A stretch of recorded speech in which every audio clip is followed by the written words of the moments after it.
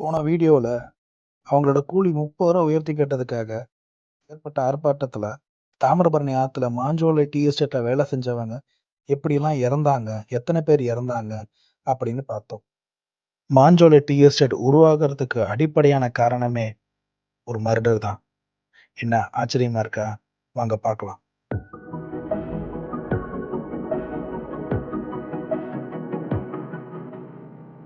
1900 சென்னையில் இப்போ டிஎம்எஸ் இருக்கிற இடத்துல நியூ இன்ஸ்டன்ட் ஸ்கூல் அப்படின்னு ஒரு ஸ்கூலை பிரிட்டிஷ் ஓப்பன் பண்ணாங்க. அந்த ஸ்கூலில் சாதாரண பிள்ளைகள்லாம் படிக்க முடியாது. ஜமீன்தார் பிள்ளைங்க, ரொம்ப பெரிய பிள்ளைகளோட குழந்தைங்க, அவங்கெல்லாம் தான் படிக்க முடியும். அந்த ஸ்கூலில் எல்லாரும் படிக்கிறவங்க எல்லாத்தோட வயசும் 20க்கு கம்மி தான். அவங்களாம் அங்கேயே தங்கி படித்தாங்க. அதனாலேயே மைனர் பங்களா அப்படின்னு சொல்லுவாங்க. அந்த ஸ்கூலோட பிரின்சிபல்ஸ் எல்லாருமே பிரிட்டிஷ்காரங்க தான். அந்த ஸ்கூலோட பிரின்சிபல் மிஸ்டர் கேமியன் மாரிசன், அவர் தான் பிரின்சிபலாக இருந்தார். அவருக்கு அசிஸ்டண்டா, அதாவது அதுக்கு அடுத்த ரேஞ்சில் ஒர்க் பண்ணிட்டு இருந்தவர் மிஸ்டர் கிளவன் டி லாஹி. ஒரு டைம்ல மேரிஜோன் ஏதோ முக்கியமான வேலைக்காக பிரிட்டிஷ் போக வேண்டியதாக இருந்துச்சு. அதனால அவருக்கு அடுத்த ரேஞ்சில் இருந்த மிஸ்டர் கிளவன் தான் ஆக்டிங் பிரின்சிபலாக ஆனார். இந்த கிளவன்ட் யாருன்னு பார்த்தா Queen Mary's college first found பண்ணி அதுக்கப்புறம் அதோட பிரின்சிபலாக இருந்த டொரோத்தி லாஹி அவங்களோட சகோதரர் தான் இவங்க கிளவன்ட். கிளவன்ட்டுக்கு ஸ்டடீஸை விட கிரிக்கெட்டில் பவுலிங் அண்ட் விக்கெட் எடுக்கிறது ரொம்ப இன்ட்ரெஸ்ட். அவர் தான் பிரசிடென்ட் காலேஜோட மென்ஸ் கிரிக்கெட் டீமோட கேப்டனும். ஆனால் அவரோட மனசில் பிரிட்டிஷ் மக்கள் தான் உயர்வு, மற்றவங்க எல்லாம் கீழேன்னு ஒரு ஸ்ட்ராங்கான எண்ணம் இருந்துச்சு. ஜமீன்தார்கள் கூட கீழே தான்னு நினச்சாரு. கிளவன்ட் ஆக்டிங் பிரின்சிபலாக இருக்கும்போது 9 ஜமீன்தார் பசங்க படித்தாங்க. அவங்க யாருன்னா சிங்கம்பட்டி ஜமீன்தார் இளவரசர், கடம்பூர் ஜமீன்தார் இளவரசர், ஊர்காடு ஜமீன்தார் சகோதர இளவரசர்கள். இவங்க யாருன்னா ராம்நாத் ஜமீன்தாருக்கு ரொம்ப க்ளோஸ். தலவன்கோட்டை ஜமீன்தார் இளவரசர்கள், ஆந்திராவிலேருந்து டேரிக்கே ஜமீன்தார் இளவரசர், ஜுண்டி ஜமீன்தார் இளவரசர், பேடாமரங்கி ஜமீன்தார் இளவரசர், சப்தூர் ஜமீன்தார் இளவரசர். இவங்க எல்லாத்துக்கும் வயசு 16லேருந்து 20க்குள்ள தான். இவங்க எல்லாம் அங்கேயே தங்கி படித்தாங்க. இவங்களை பார்த்துக்க இவங்க பேரண்ட்ஸு, அதாவது ஜமீன்தார் வேலைக்கு வேலையாட்கள் அங்கேயே தங்க வச்சாங்க. அங்கே ஸ்கூலில் படிக்கிற இவங்க அந்த வேலையாட்கள் கிளவன்ட், அப்புறம் அவங்க ஒய்ஃப் டொரோத்தி மேரி பிலிப்ஸ், அப்புறம் அவங்க குழந்தை ஆண்டனி எல்லாம் அங்கேயே தங்கியிருந்தாங்க. 1919 அக்டோபர் 15 ஒரு கொடூரமான கொலை நடந்துச்சு. அது யாருன்னு பார்க்கலாம். கிளவன்ட்டும் அவரோட ஒய்ஃப் டொரோத்தியும் வெளியே போயிட்டு நைட் ஒரு 8:30 மணிக்கு அந்த காம்பவுண்ட்குள்ளே வந்தாங்க.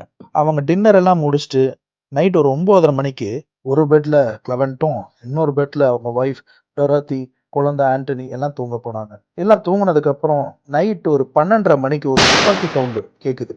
அப்போ கிளவன்ட்டோட ஒய்ஃப் சவுண்டு கேட்டு கண்ணை திறந்து பார்க்கும்போது தான் தெரிஞ்சுது. அவங்க ரொம்ப ஷாக் ஆகிட்டாங்க.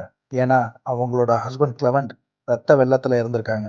இந்த சவுண்டை கேட்டு அங்கே தங்கியிருந்த ஆந்திரா பெரிக்கை ஜமீன்தார் இளவரசர் வந்து பார்த்து அவரும் ஷாக் ஆகிட்டாரு. கிளவன்ட்டோட தலையில் பக்கத்துலேருந்து கன்ஷூட் அடித்த மாதிரி ஒரு புல்லட் இறங்கியிருக்கு. இதை எல்லாத்தையும் ஒரு இன்சார்ஜ் அங்கே தங்கியிருந்த மேஜர் ஹிங்ஸ்டனுக்கு இன்ஃபார்ம் பண்ணிட்டாங்க. போலீஸும் வந்துட்டாங்க. போலீஸ் வந்து உடனே பேரிக்கை இளவரசர்கிட்ட விசாரணை நடத்தினாங்க. அவர் போலீஸ்கிட்ட நான் சத்தம் கேட்டு வரும்போது சிங்கம்பட்டி இளவரசரும் கடம்பூர் இளவரசரும் ஓடினாங்கன்னு சொன்னார். இது இல்லாமல் வெளியே பில்டிங்க்கு கீழே ஒரு கன்று மண்ணுக்குள்ளே கிடக்குது அப்படின்னு அதை பார்த்து எடுத்தாங்க. போலீஸ் வந்து சிங்கம்பட்டி இளவரசரையும் கடம்பூர் இளவரசரும் தான் இந்த கொலையை பண்ணியிருக்காங்க அப்படின்னு அவங்கள அரெஸ்ட் பண்ணுறாங்க. இது எல்லாம் வெளியே தெரிஞ்சு பெரிய பிரச்சனை ஆரம்பிச்சது. இவங்க 2 ஜமீன்தார்லேயே சிங்கம்பட்டி ஜமீன்தார் தான் கடம்பூர் ஜமீன்தாரை விட ரொம்ப பெரிய ஆள், எல்லா துறையிலையும் பாப்புலரான ஆள். அதனால் அவர் எப்படியாச்சும் அவரோட பையனை இந்த கேஸ்லேருந்து வெளியே கொண்டு வந்துடணும் அப்படின்னு முடிவு செஞ்சார். அதனால் சிங்கம்பட்டி இளவரசர் சிவ சுப்பிரமணிய சங்கர தீர்ப்பதி நான் அப்ரூவ் ஆயிடுறேன் அப்படின்னு சொல்லிடுறாரு. என்ன ஸ்டேட்மெண்ட் கொடுத்துருக்காருன்னா, கடம்பூர் இளவரசர், அதாவது சீனி வெள்ளால சிவசுப்பிரமணிய பாண்டிய தலைவர், அவர் தான் கிளவன்ட்டை கன்னில் சுட்டாரு, நான் வெளியே நின்று பார்த்துக்கிட்டு இருந்தேன் அப்படின்னு ஸ்டேட்மெண்ட் கொடுத்துட்டாரு. இவருக்கு சப்போர்ட்டாக ஊர்காண்டு இளவரசர்களும் கடம்பூர் இளவரசர் தான் ரொம்ப நாளாக கிளவன்ட்டை கொல்லணும், என்னை ரொம்ப அசிங்கப்படுத்துறாரு அப்படின்னும், இதை வெளியே சொல்கிற எங்களுக்கு பயமாக இருந்துச்சு அப்படின்னும் ஸ்டேட்மெண்ட் கொடுத்துருக்காங்க. ஃபைனலாக கடம்பூர் இளவரசர் தான் குற்றவாளின்னு தீர்ப்பு வரப்போகுதுன்னு எல்லாரும் எதிர்பார்த்தாங்க. அப்போ கடம்பூர் இளவரசருக்கு சப்போர்ட்டாக, அவருக்கு ஆதரவாக எஸ் சுவாமிநாதன், எத்திராஜ்னு 2 சீனியர் லாயர் அப்பேர் ஆனாங்க. அவங்க கடம்பூர் இளவரசர் உண்மையான கொலையாளியே கிடையாது, இது சில பெரிய புள்ளிகள்னால கிரியேட் பண்ண எவிடன்ஸ்னு சொன்னாங்க. வெளியே தப்பான தகவல்கள்னாலையும் கிரியேட் பண்ணியிருக்காங்கன்னு கோர்ட்டுக்கு சொன்னாங்க. அதனால இந்த கேஸ் மெட்ராஸ் பிரசிடென்சியில் விசாரிக்கக்கூடாதுன்னு சொல்லி பாம்பே ஹைகோர்ட்டுக்கு இந்த கேஸை மூவ் பண்ணுறாங்க. அந்த பாம்பே ஹைகோர்ட்டில் கடம்பூர் இளவரசருக்கு ஆதரவாக சுவாமிநாதன், எத்திராஜ் அவங்க 2 பேரும் மட்டும் இல்லாமல் பாம்பே ஹைகோர்ட்லேயே ரொம்ப ஃபேமஸான senior lawyer mister RTN Wadia அப்பேர் ஆகிறாரு. அவர் டேரெக்டாக எல்லாத்தையும் குறுக்கு விசாரணை செய்கிறாரு. அவர் ஃபஸ்ட்டு சொல்கிறது கன்னை பில்டிங்லேருந்து தூக்கி போட்டதாக சொல்கிறாங்க. ஆனால் அப்படி தூக்கி போட்டிருந்தா அது உடஞ்சிருக்குமே அப்படின்னு ஒரு எக்ஸ்பர்ட்டை வச்சு வாடியா, சுவாமிநாதன், எத்திராஜ் இவங்க 3 பேரும் ப்ரூவ் பண்ணிட்டாங்க இது ஃபேக்குன்னு. அப்புறம் வாடியா சிங்கம்பட்டி இளவரசரை குறுக்கு விசாரணை பண்ணுறாரு. அப்போ அவரும் முன்னுக்கு பின்னா பதில் சொல்கிறாரு. ஸோ இதில் இவரோட ஸ்டேட்மெண்ட்டை வேலிடாக எடுத்துக்க முடியாதுன்னு வாடியா பாயிண்டாக வச்சார். அது இல்லாமல் ஊர்க்காடு இளவரசர்களையும் விசாரணை பண்ணார். அதுவும் ஃபேக்குன்னு சொன்னார். வேற ஒரு பாயிண்டில் கிளவன்ட்டு ராம்நாத் ஜமீன்தாரை தப்பாக பேசியிருக்காங்க. அதனால் அவங்க பழக்கத்தினால ஊர்க்காடு இளவரசர்கள், சிங்கம்பட்டி இளவரசர் எல்லாரும் சேர்ந்து கொலை செஞ்சுட்டாங்களோ அப்படின்னு யோசிக்க ஆரம்பித்தார். இந்த சூழ்நிலையில் சிங்கம்பட்டி ஜமீன்தார் அவரோட பையனை காப்பாற்றி ஆகணும். அதுக்கு எவ்வளோ வேணால் பண்ணலாம், என்ன வேணால் பண்ணலாம்னு நினச்சாரு. அவருக்கு சொந்தமான மேற்கு தொடர்ச்சி மலையில் 74,000 ஏக்கர் இடத்துல 8,400 ஏக்கர் இடத்த லீஸுக்கு விடலாம்னு நினச்சாரு. அப்போ சிங்கம்பட்டி ஜமீன்தார் 8,374 ஏக்கர் இடத்த வாடியா ஃபேமிலிக்கு சொந்தமாக இருக்கிற பாம்பே பர்மா ட்ரேடிங் கார்பரேஷன் கம்பெனிக்கு 1919 குத்தகைக்கு கொடுக்குறாரு. இந்த குத்தகை 99 வருஷத்துக்கு கொடுத்துருக்காரு. அதுவும் ரொம்ப கம்மியான பணத்துக்கு. கடைசியில் பாம்பே ஹைகோர்ட்டில் கிளவன்ட் கேஸுக்கு கடம்பூர் இளவரசர் குற்றவாளி இல்லை, சிங்கம்பட்டி இளவரசரும் மற்ற இளவரசரும் யாருமே குற்றவாளி இல்லைன்னு வெளியே வந்தார் அப்படின்னு வெளியே எல்லாம் ரிலீஸ் ஆகிட்டாங்க. இந்த எல்லாம் பிரச்சனை முடிஞ்சோன்னே இந்த side Bombay Burma trading corporation company வந்து மாஞ்சோலையில் மலைப்பகுதி எல்லாத்தையும் லெவல் படுத்தி டீ எஸ்டேட் வைக்கலாம் அப்படின்னு பிளான் பண்ணாங்க. அதுக்கு மலைக்கு கீழே இருக்கிற திருநெல்வேலி மக்களை மலைக்கு மேலே கொண்டு வந்து வேலை வாங்கினாங்க. அப்போ ஆட்கள் பத்தலை. அவங்க இன்னும் நிறைய ஆள் வேணும்னு சொல்லிட்டு கேரளாவில் இருந்து கம்மியான கூலிக்கு கொண்டு வந்தாங்க. அவங்க அங்கே தங்கறதுக்கு சரியான இடமும் இல்லை, அவங்க ஏற்ற சம்பளமும் கிடையாது. இருந்தாலும் அவங்க வேலை பார்த்தாங்க. அவங்கள இந்த பிபிடிசி கம்பெனி உறிஞ்சி வேலை வாங்கினாங்க. ஒரு நாளைக்கு 12 மணி நேரம் வேலை பார்த்தாங்க. அவங்க அங்கே தங்குற இடத்துக்கும் வேலை செய்கிற இடத்துக்கும் தூரம் நிறையா.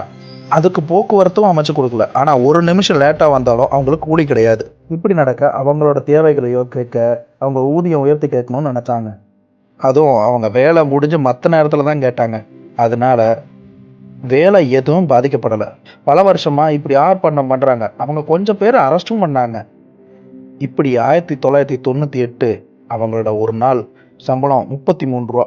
சப்போஸ் எக்ஸ்ட்ரா வேலை செஞ்சாங்கன்னா ஒரு 56 ரூபா தான் இருக்கும்.